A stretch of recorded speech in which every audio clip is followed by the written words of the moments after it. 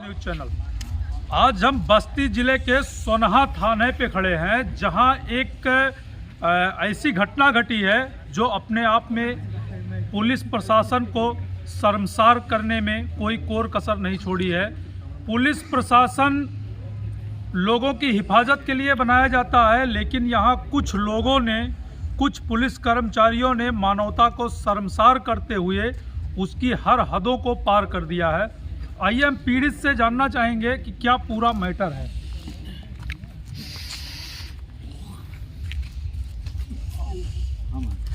क्या नाम है आपका? अरविंद कुमार चौधरी। क्या मैटर पूरा क्या है? जमीनी विवाद है और मैं कई बार यहाँ दरखास्त दिया, वहाँ दरखास्त दिया, हमारा कहीं सुना नहीं गया। हमारा वो जमीन जबरदस्ती कब्जा कर रहे हैं। नहीं, ये थाने पे क्या जो 112 का मैटर आपने दर्ज किया उसके बारे में क्या?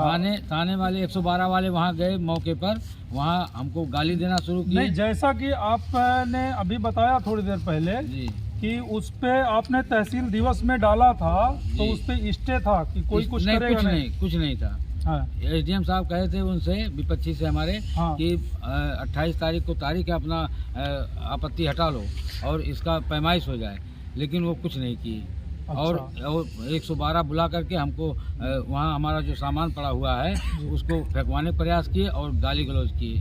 नहीं, तो 112 जो है फेंकने लगी कि 112 फेंकने लगे और हमारी बिटिया को गाली दी। आप हैं? कौन है? किस बिटिया को गाली दी? क्या नाम है आपका? संध्या चौधरी नाम है मेरा। 112 नंबर गई, आज हमारे बीच कोई विवाद नहीं था जी। आज वो जब 112 नंबर गई तो हम लोग देख के जब वहाँ पहुँचे तो कुछ नहीं, कुछ बताए, कुछ कहते नहीं है, सिर्फ हम लोग को सीधी बुलाते हैं, उसके बाद गाली देना शुरू करते हैं और हमको गाली देते हैं। जब हम कुछ दिखाते हैं कि हमारा भी कुछ सुन लीजिए, वो कुछ सुनने को तैयार नहीं है। उसके बाद मेरे पापा को वहाँ से खींचते हुए थाने बैठा के रास्ते में भी ला के मारे और यहाँ थाने पे भी मारे। 112 रास्ते में भी मारी, थाने में भी मारी? गाली देना वो बंद नहीं कि मेरा रजिस्ट्रेशन रद्द करवाने की धमकी देते हैं। वो किस चीज का रजिस्ट्रेशन? अधिवक्ता हैं हम। आप अधिवक्ता हैं? जी जी। अधिवक्ता का रजिस्ट्रेशन कहे हम निरस्त करवा देंगे? कह रहे हैं निरस्त करवा देंगे, तुम्हारे खिलाफ न्यायालय जाएंगे, तुम्हारा एजुकेशन सारा रद्द करवा देंगे हम। आपने गाली भी, आपको भी गाली दी है? जी, पहले मुझे ही गाली दी है। वो सबसे पहले कह रहे तू मोबाइल में लेके जो घूम रही वो फर्जी है, सब वो असली घूम रही है लेकर के, और सब फर्जी यहाँ बैठे हैं।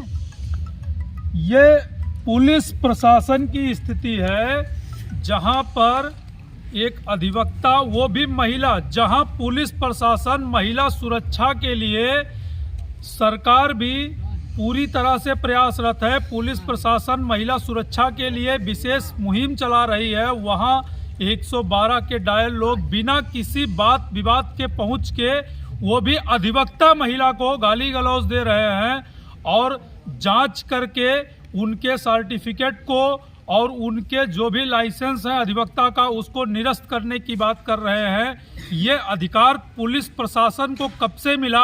यह बात पुलिस प्रशासन के उच्चतम अधिकारियों से जरूर पूछा जाएगा कि पुलिस को यह अधिकार कब से मिल गया कि वो अधिवक्ता का लाइसेंस और मार्कशीट अपने आप में चेक करके और रद्द करने की बात कर रहे हैं। आइए, यहाँ कुछ हिंदू संगठन के लोग भी बैठे हैं, आइए उनसे बात करते हैं।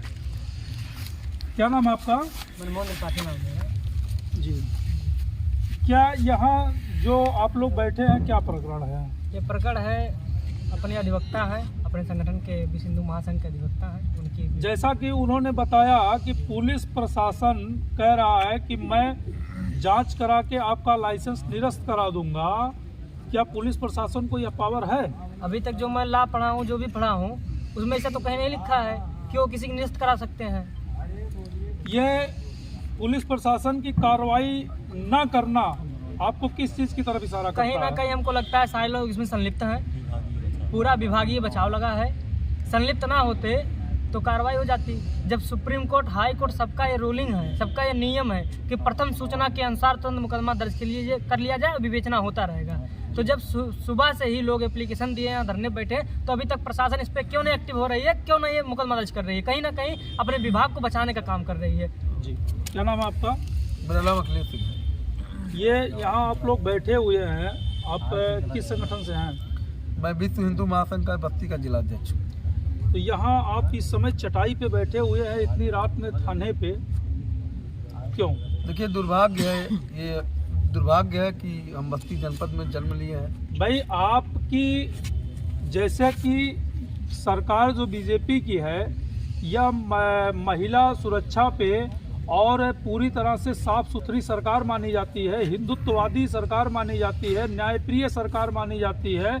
और इस सरकार में भी अगर हिंदू संगठन को इस रात में चट्टा बिछा के थाने पे बैठना पड़े तो एक अपने आप में बहुत शर्मनाक घटना मानी जा सकती है। देखिए मैंने बात शुरुआत करते ही बताया कि दुर्भाग्य है, बस्ती जनपद का दुर्भाग्य है कि यहाँ पे पता नहीं कहाँ से छाटबीन के ऐसे गंदे लोग भेजे जाते हैं जो आकर के यहाँ पे पूज्य गोरक्षपीठ के महाराज योगी आदित्यनाथ जी की सरकार को बदनाम करने का पूरा प्रयास करते हैं और बदनाम करते भी हैं। और ये समाजवादी मानसिकता के जो लोग अभी तक कानून व्यवस्था में भरे हुए हैं वो कहीं ना कहीं लगे रहते हैं कि खाकी को बदनाम किया जाए, सरकार को बदनाम किया जाए। देखिए मामला भाई साहब एकदम साफ है, मामला साफ है। लड़की अधिवक्ता है जी। अधिवक्ता अपने आप में एक सिस्टम होता है, पूरा प्रदेश का कानून व्यवस्था ठप हो गया, अधिवक्ताओं ने हड़ताल किया है जी। 100 नंबर का काम होता है कि कहीं विवाद है वहाँ घटनास्थल पे मौके पर पहुँच जाए। अगर कोई विवाद बड़ा हो रहा है तो वहाँ नजदीकी थाना को सूचना दे, फोर्स बुलाए या मामले को समगम करवा के चले जाए। पुलिस प्रशासन का काम, जहाँ तक मैं जानता हूँ कि पुलिस प्रशासन मुकदमा करके भेज देता है, बाकी का काम कोर्ट ही करता है, फैसला तो कोर्ट ही देता है। और अगर यह पुलिस प्रशासन उसी कोर्ट को निरस्त करने के या उसी अधिवक्ता को निरस्त करने की बात कर रहे हैं। देखिए मैंने कहा ना कि बस्ती का दुर्भाग्य है कि यहाँ पे भ्रष्टाचारी लोग आते हैं। यहाँ पे निचले स्तर के जो लोग हैं उनको भय नहीं रह गया है कि मेरे ऊपर कोई मेरा सीनियर अधिकारी है, मेरे ऊपर कानून व्यवस्था है, मेरे ऊपर सरकार है, जो जैसे चाह रहे निर्णय ले रहे हैं। उस थर्ड क्लास आदमी की इतनी हैसियत हो गई कि एक अधिवक्ता बहन को, माँ बहन की भद्दी भद्दी गाली देते उसका मोबाइल छीनने दौड़ा, उससे भी उसका पेट नहीं भरा, उसके पूरे परिवार को टांग करके वही गांव से मारते हुए थाने तक लाए और थाने में बंद करके मारे। थाने में सीसीटीवी कैमरा लगा हुआ जिसमें पूरी मारपीट की पूरी घटना कैद है। थाने के लोग वो सीसीटीवी नहीं दिखा रहे हैं। इतने जघन्य अपराधी को अभी तक बस्ती की पुलिस बचाने का प्रयास कर रही है। एक संगठन सुबह से ही बैठा हुआ है, तमाम अधिवक्ता साथी हमारे यहाँ धरने पे बैठे हुए हैं, लेकिन अभी तक कोई सक्षम अधिकारी, यहाँ का भ्रष्ट एसडीएम, यहाँ के भ्रष्ट प्रशासन के लोग अभी तक घटनास्थल पर जानने का प्रयास नहीं किया कि क्या मामला चल रहा है, न कोई यहाँ तक पहुँचा है। इस तरीके के बस्ती के अधिकारी कुंभकर्ण के नींद में सो रहे हैं और अपने भ्रष्टाचारी साथियों को बचाने का प्रयास कर रहे हैं। तो इसमें कहीं ना कहीं अगर इनको डर नहीं है तो कहीं ना कहीं सरकार के बारे में आपका क्या कहना है? देखिए सरकार की कोई कमी नहीं है, सरकार तो स्वच्छ है, साफ है। भाई महाराज जी जैसा व्यक्ति कहाँ मिलेगा, लेकिन महाराज जी के खिलाफ एक बहुत बड़ी साजिश चल रही है। महाराज जी को बदनाम करने के लिए विभागीय लोग सपा माइंडेड होकर के महाराज जी को बदनाम करने में कहीं कोई कसर नहीं छोड़ रहे हैं। और कुछ अधिकारी भी सपा माइंडेड हैं जो ऐसे लोगों को पला दे रहे हैं, उन अपराधियों से बड़े अपराधी हुए जो उनको पला दे रहे हैं। साफ साफ वीडियो में दिखाई दे रहा है कि लड़की का मोबाइल छीनने दौड़ा, उसको माँ बहन की गाली दिया है। साफ साफ सीसीटीवी में कह रहा है कि इनके माँ बाप को जूता से, लाठी से, डंडों से घंटों तक पिटाई की है। यहाँ की महिला सिपाही ने मना भी किया कि भाई साहब सीसीटीवी लगाए, या मारपीट मत करिए। इतने जघन्य मामले में सीसीटीवी कैमरा क्यों नहीं चेक किया जा रहा है? दोषियों पे कार्रवाई क्यों नहीं की जा रही है? हम लोग धरने पे बैठे हैं, यहाँ पे सुबह से सैकड़ों लोग धरने पे बैठे हैं, किसी की बात का ये लोग लोट क्यों नहीं ले रहे हैं? तो कहीं ना कहीं ये तो साथ दे रहे हैं भाई कि तुम जाओ लड़कियों से छेड़छाड़ करो, तुम जाओ पैसा वसूलो, तुम जाओ अपना किसी का कब्जा दिलाओ। ये 100 नंबर को छूट देने का काम करे अगर इस प्रकार से कार्य हो रहा है। पूरा जिला इस मामले से दुखी है, पूरे जिले के लोग दुखी हैं। सभी लोग चाह रहे हैं कि बहन को न्याय मिले। अगर यही जिला प्रशासन उस भ्रष्ट सिपाही को सस्पेंड करके उस पर मुकदमा दर्ज करता तो एक अच्छा संदेश पूरे जिले में जाता कि भ्रष्टाचारी के ऊपर कार्रवाई हुआ है। लोग इस तरीके का क्या कह रहे हैं? मुकदमा नहीं दर्ज कर रहे हैं? नहीं, कुछ नहीं कर रहे हैं। एक कार्य हम लिख करके आपको कागज पे दे देंगे कि हम कार्रवाई करेंगे। जांच यहाँ के सीओ मैडम को मिला है। देखिए सबसे बड़ी बात मैं बताऊं, आदरणीय सीओ मैडम जांच कर रही है। सीओ मैडम का अभी तक बेटी के पास एक सिंगल फोन नहीं आया है। सीओ मैडम ने सीसीटीवी नहीं चेक किया। सीओ मैडम किस बिंदु का, किस चीज का आखिर जांच कर रही है बताइए? सीसीटीवी में जो मोबाइल हमने दिया है, जो वीडियो हमने दिया, तो साफ साफ दिखाई दे रहा है कि लड़की के ऊपर झपट्टा मारा है, उसको माँ बहन की गाली दिया है। फिर किस चीज का सीओ मैडम जांच करे? अभी तक घटनास्थल पर नहीं पहुंची, एक सच्चा अधिकारी घटनास्थल पर नहीं पहुंचे। अभी तक इसमें मुकदमा नहीं दर्ज किया गया। यह इसके बारे में आप क्या कहेंगे? ये कहीं ना कहीं सब लोग संलिप्त हैं। फिर वही कह रहा हूँ, सब लोग संलिप्त है। कहीं ना कहीं माननीय योगी आदित्यनाथ जी के मंशा को पानी फेरने का कार्य कर रहे हैं और अपने विभाग को बचाने का पूरा काम कर रहे हैं। क्योंकि हमको लगता है अगर बचाने का ना काम किया तो कहीं ना कहीं सारे लोग इसमें संलिप्त हैं, इसीलिए उसे बचाने का काम कर रहे हैं। क्योंकि कमीशन जो कमीशन है ना, सबसे बात कमीशन की बात है। जो कमीशन बनी हुई है, अभी कार्रवाई होगा तो कमीशन कहाँ से आएगा? जुड़ा हुआ विभागीय पक्षपात है। क्या नाम है आपका? कुलदीप मिश्रा, मैं अधिवक्ता हूँ और दी यंग बार एसोसिएशन का वाइस प्रेसिडेंट हूँ, विश्व हिंदू महासंघ अधिवक्ता प्रकोष्ठ का प्रदेश मंत्री। यहाँ जो मैंने देखा हमारी अधिवक्ता बहन के साथ जो अन्याय हुआ, उनके परिवार के साथ जो अन्याय हुआ, उसके बाद जैसा कि अभी अधिवक्ता बहन ने बताया कि पुलिस प्रशासन ने ये कहा है कि मैं जांच करा के आपका लाइसेंस और मार्कशीट रद्द करवा दूंगा। क्या यह पावर पुलिस प्रशासन को है भी या नहीं है? ये अनधिकार, आप तो वकील हैं, ज़्यादा जानते हैं। यस, यह अनधिकार चेष्टा है और यह एक धमकी है जो 384 IPC का ऑफेंस है। जहाँ तक किसी अधिवक्ता की जांच और कार्यवाही की बात है तो वह बात काउंसिल ऑफ पुलिस और बात काउंसिल ऑफ मीडिया के पास अधिकार सुरक्षित है। इसके अलावा अगर अन्य सुप्रीम कोर्ट या अन्य हाई कोर्ट का चलाना चाहे तो वो भी हमारी जो मातृ संस्था जो है बात काउंसिल ऑफ मीडिया और बात काउंसिल ऑफ उत्तर प्रदेश उनकी अनुमति के बिना या उनकी अनुशंसा के बिना कोई जाँच नहीं कर सकती। तो जहाँ मैं फिर कहता हूँ कि ऑनरेबल सुप्रीम कोर्ट जो कार्य नहीं कर सकती, उस कार्य को डायल 112 का सिपाही कैसे कर सकता है? ये सामान्य प्रक्रिया से परे है, बहुत बड़ी विडंबना है। जैसा कि आपने देखा कि यहाँ विश्व हिंदू महासंघ और बजरंग दल के 2 पदाधिकारी अपने लोगों के साथ बैठे हुए हैं। अगर यही चीज़, यही घटना एक जनरल आदमी के साथ हो जाती तो तुरंत उसके ऊपर FIR दर्ज किया जाता और कानूनी कार्रवाई की जाती। लेकिन यहाँ मामला पुलिस प्रशासन का है। यहाँ पुलिस विभाग का एक कर्मचारी फंस रहा है, इसलिए इस पे न कोई लॉ काम कर रही है, न कोई नियम कानून है कि तत्काल मुकदमा लिखा जाए। आखिर पुलिस प्रशासन का कोई भी कर्मचारी कुछ भी कर सकता है, क्या उसके खिलाफ मुकदमा लिखने का कोई प्रावधान नहीं है? क्या वो हिंदुस्तान का नागरिक नहीं है?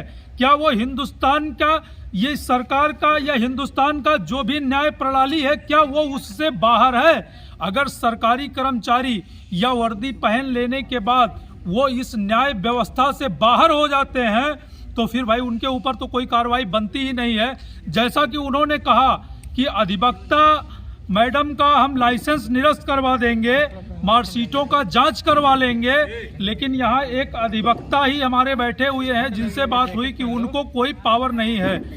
अगर पुलिस प्रशासन उनको इस चीज का धौंस दे रहा है, यानी सीधा इसमें इन लहजों में यह है कि मैं पुलिस हूँ तो मैं डराऊंगा और जो चाहूंगा वो करूंगा, अगर यह प्रणाली और यह व्यवस्था पुलिस प्रशासन के पास है, अगर पुलिस प्रशासन इस तरह से डरा के समाज में लॉ एंड ऑर्डर कायम करना चाहती है तो यह कानून व्यवस्था के परे है। और मैं अपने चैनल के माध्यम से उच्चतम अधिकारियों से भी कहना चाहता हूं कि अगर इस तरह की व्यवस्था यहाँ है तो यह अपने आप में एक विडंबना है, शर्मनाक घटना है कि एक महिला को इस तरह से प्रताड़ित किया जा रहा है, वो भी अधिवक्ता को, और थाने के अंदर वहां से मारते हुए लेके आए।